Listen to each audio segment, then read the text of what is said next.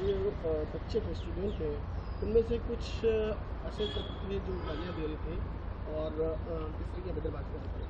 उनमें से एक लड़की है जो नोएडा के अंदर रहती है, उसके ऊपर नोएडा पुलिस ने एफआईआर दर्ज करी है। इस पर आपका क्या कहना है?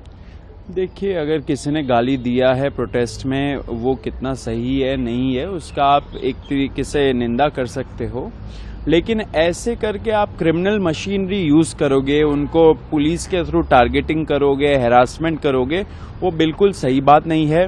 इस देश में गाली देना कब से क्रिमिनल ऑफेंस बन चुका है, मतलब कि रोज चलते फिरते लोग यहाँ पे गाली देते हैं। आपने बीजेपी एमपीज जो 50% लोकसभा में एमपीज बैठे हुए, उनके खिलाफ तो क्रिमिनल चार्जेस है एंड बहुत ही हीनस क्रिमिनल चार्जेस है, रेप, मर्डर, डेकॉइटी, ये सब चीजों का। तो उसपे तो आप कुछ नहीं कर रहे हो।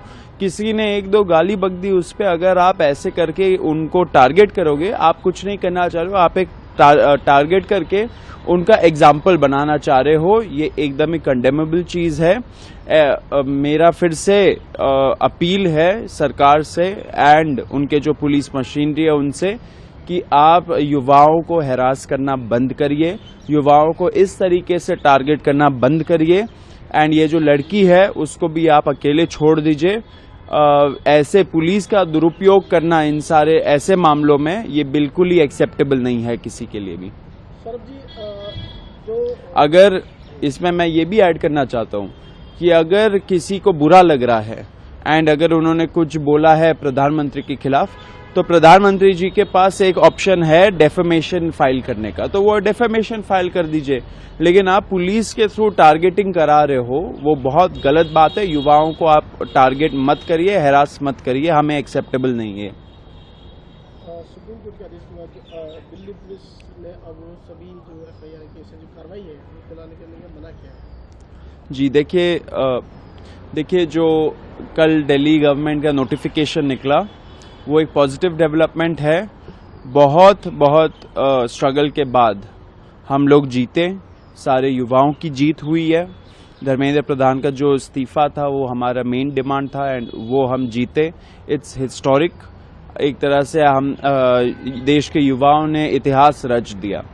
बाकी के जो 2 गारंटीज थे उस पे भी हमें आशा है कि सरकार जल्द से जल्द उस पे अमल करेगी।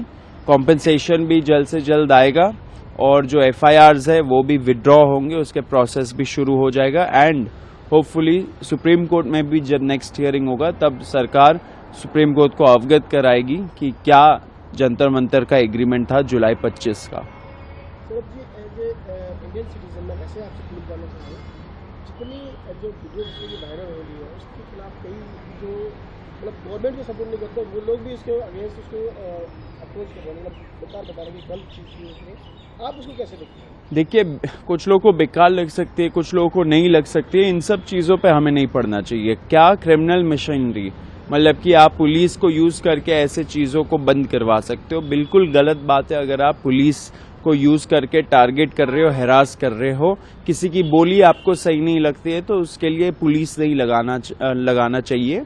अगर किसी को दुख पहुंच रहा है तो वो अपने आप पर्सनली डेफेमेशन केस फाइल करे। प्राइम मिनिस्टर को अगर बुरा लग रहा है ऐसे लैंग्वेज से तो प्राइम मिनिस्टर पर्सनली एक डेफेमेशन केस फाइल कर सकते हैं। लेकिन पुलिस मशीनरी का इसमें कोई रोल नहीं है। पुलिस अगर यूज किया जा रहा है तो इसे यूज किया जा रहा है क्योंकि वो टारगेट करना चाहते हैं युवाओं को एंड इस लड़की के थ्रू एक एग्जाम्पल भेजना चाहते हैं, एग्जाम्पल सेट करना चाहते हैं। ये बहुत ही कंडेमेबल है, निंदनीय चीज है। हम इसका खंडन करते हैं। पुलिस और क्रिमिनल मशीनरी का इसमें कोई रोल नहीं है। कोर्ट्स को प्रोटेक्ट करना चाहिए ऐसी लड़की को।